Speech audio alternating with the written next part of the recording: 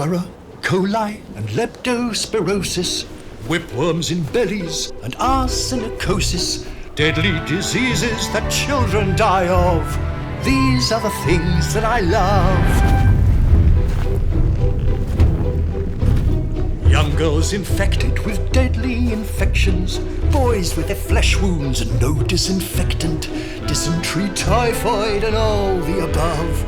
These are the things that I love. Vaccinations, medications make me feel so sad.